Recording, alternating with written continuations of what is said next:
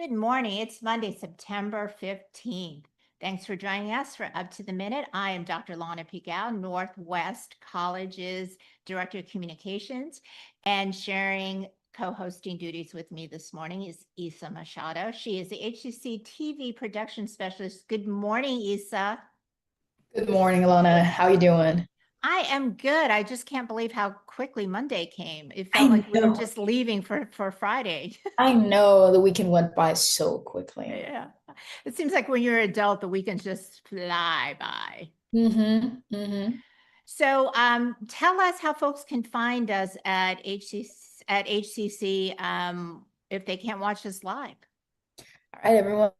We're live on Houston City College District Facebook page, not HCC, and YouTube. We're also on X, LinkedIn, and on HCC TV at noon, 5, and 10 p.m. So you can catch us whenever we are not live. And that is going to be Monday through Friday. Again, noon, 5 p.m., and 10 p.m. Yeah, and don't forget to like this episode and follow us on social media. So it is Monday, and for Mental Health Monday, one of our monthly guests discusses the red zone on college campuses, which has nothing to do with football.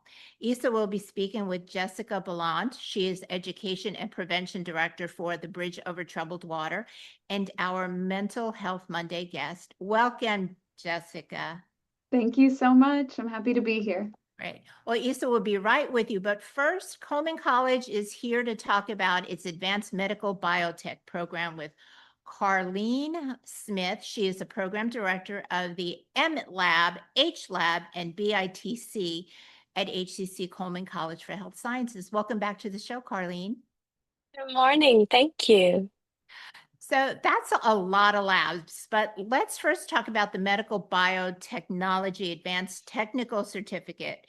Let's start with how you train our students with cutting edge lab techniques.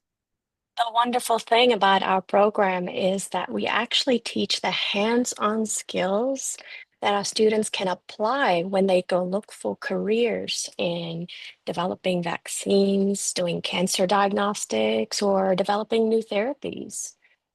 So it's a focus certificate. So do our students can they gain hands-on skills to enter the biotech workforce?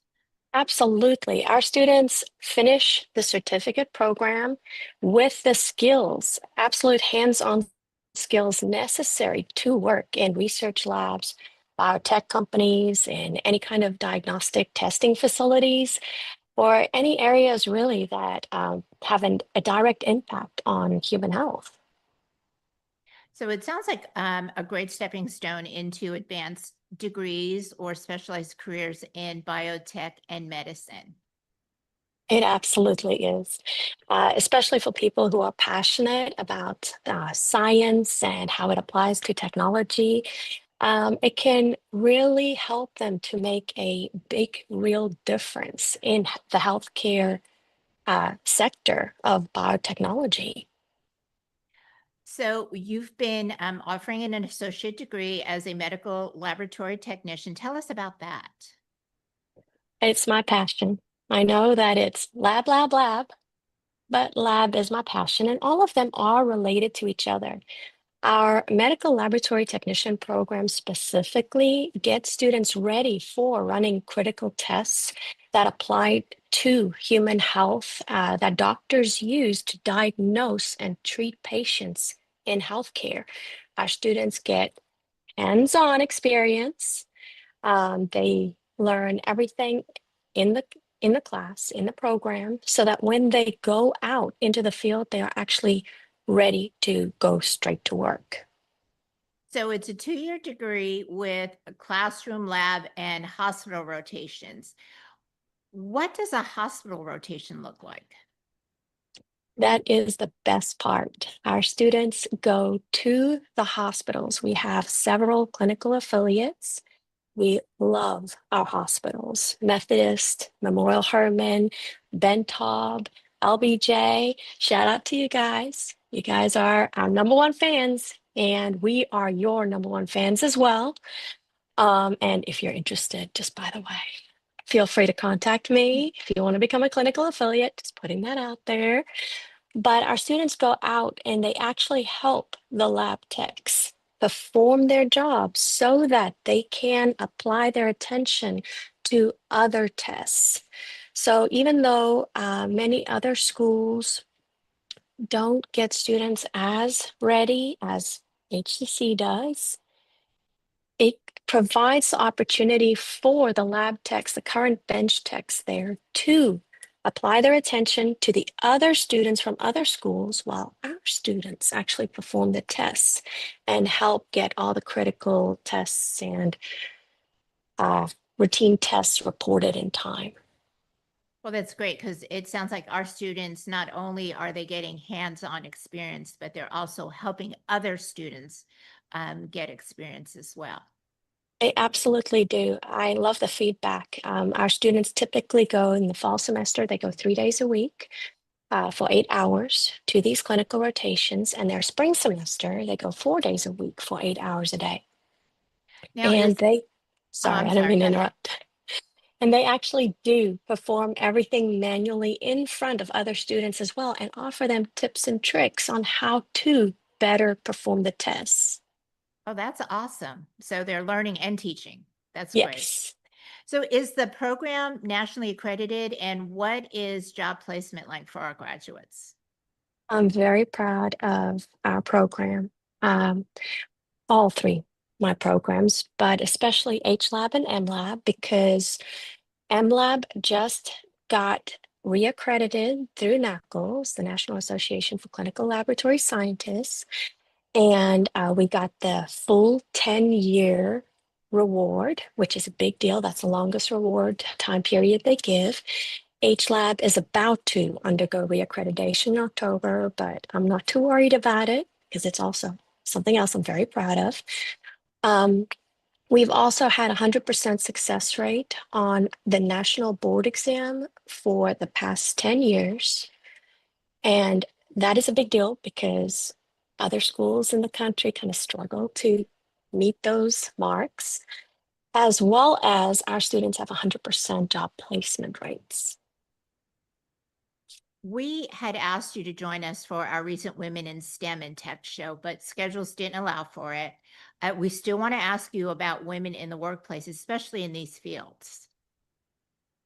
I think it comes as a big surprise to many people that it is a very strongly female-dominated field. The lab, period. Women in science have a big impact on the medical field in general, especially in the medical lab areas. And we hope to expand that into the biotechnology sector as well, because women are capable of creating the new treatments, of creating the new vaccines, the new healing methods. We have that potential.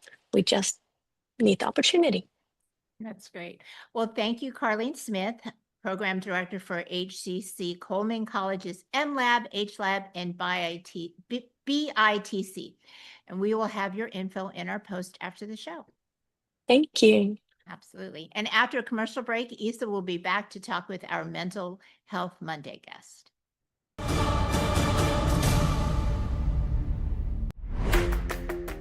Why wait on your dream job? At Houston Community College, tuition is only $33 per credit hour, with flexible schedules, over 100 programs, and campuses across Houston. HCC makes it easy and affordable. Your future for less. Houston Community College. Move your future forward.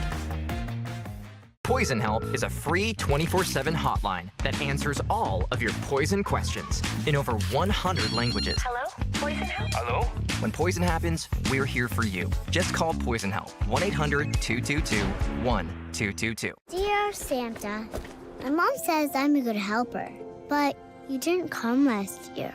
I just really hope this year when I wake up, I'm gonna see that you came to my house too. Donate today.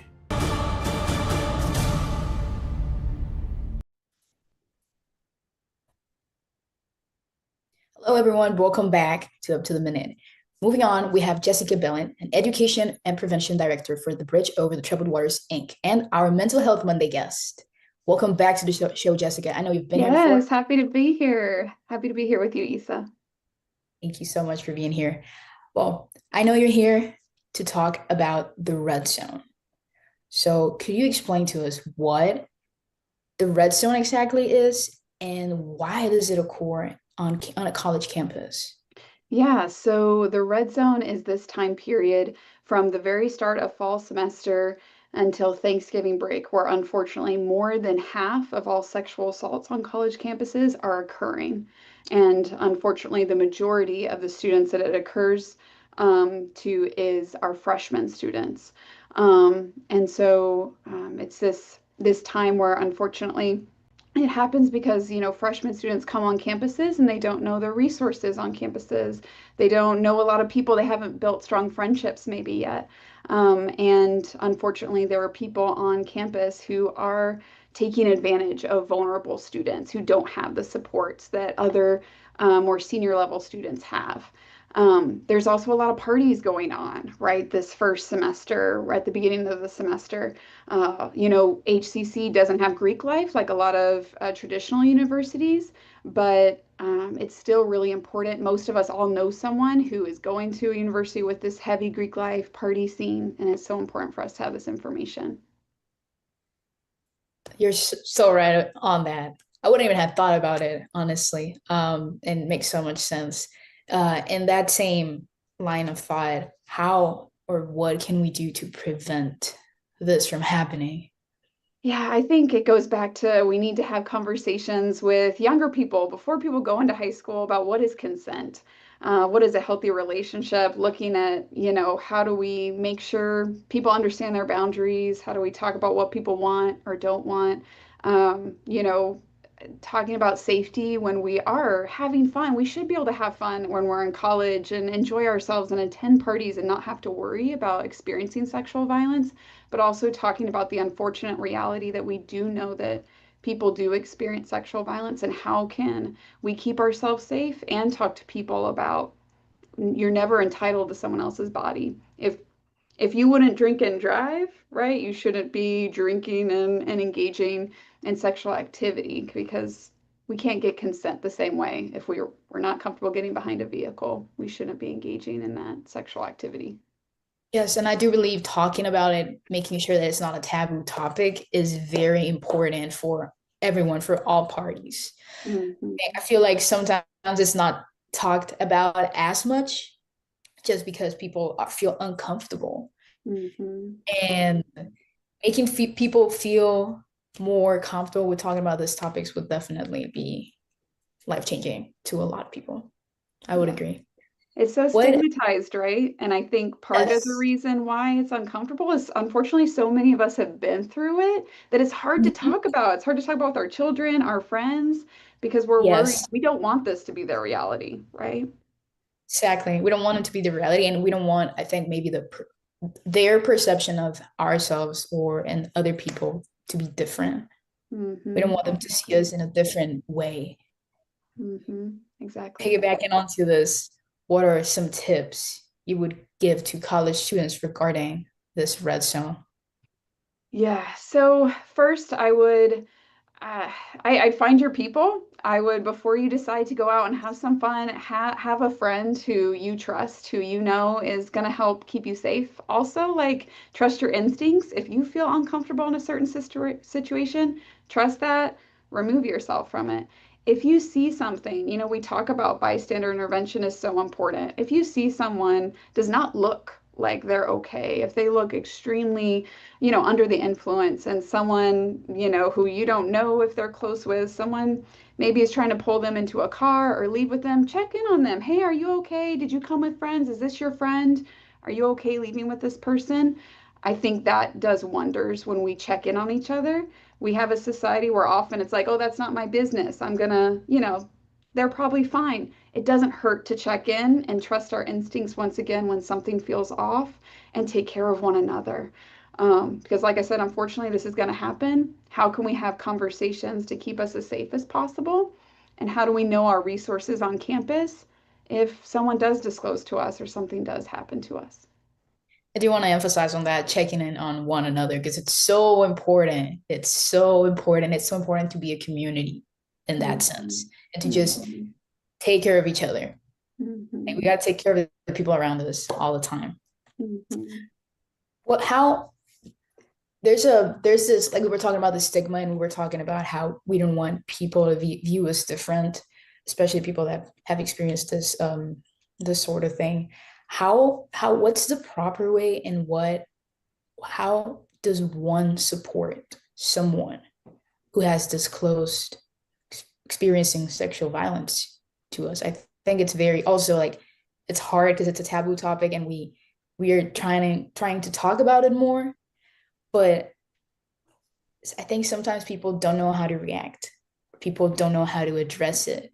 So, to all our viewers out there, can you tell them what's the proper way to support someone in the best way they can?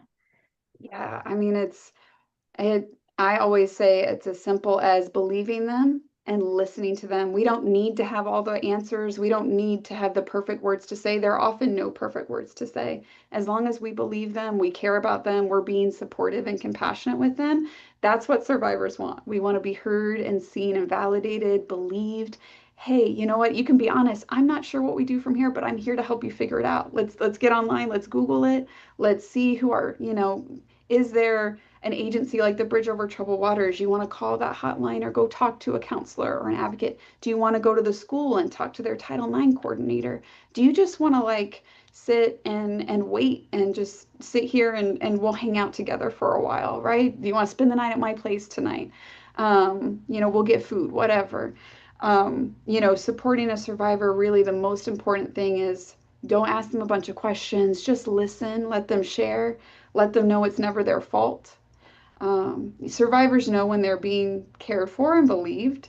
And so, what's Maya Angelou's quote? She says, people are never going to remember what you said or what you did, but they're going to remember how you made them feel. That's what I always tell people in community. Do you make them feel seen? And that's the most important part. That is a beautiful quote. It's beautiful. I agree on that, on that whole statement. Like, making sure people are always going to remember how you made them feel, and that's what they're going to value the most. That's beautiful. So one of our last questions would be, what are some resources out there for survivors? Yes. So first, knowing on college campuses, every college campus has a Title IX office. I've actually met some folks in HCC's Title IX office. They're wonderful people. You can talk to them if you want to have accommodations on campus so that you don't have to see someone maybe who's done harm. Or if you want to talk to a counselor, there's many organizations like mine throughout Houston. There's 8 different ones. So you can get free counseling from an agency like the Bridge Over Troubled Waters, Houston Area Women's Center. There's many. Or legal advocacy if maybe a protective order is something you're interested in. And then there's also online resources. Know Your 9 is a great website about Title IX. RAIN, and that stands for Rape, Abuse, Incest National Network, is a national website that has a chat and a text line and a hotline that you could call as well. So just know that there are resources out there to help and support survivors. Thank you so much, Jessica. Thank you so much for being on the show once again. And we're going to have all your info on the post after the show so people can look into it and look what your organization does for our community. Thank you. Once again. Coming up after a quick commercial break, Lana and I will return with some news and announcements for everyone.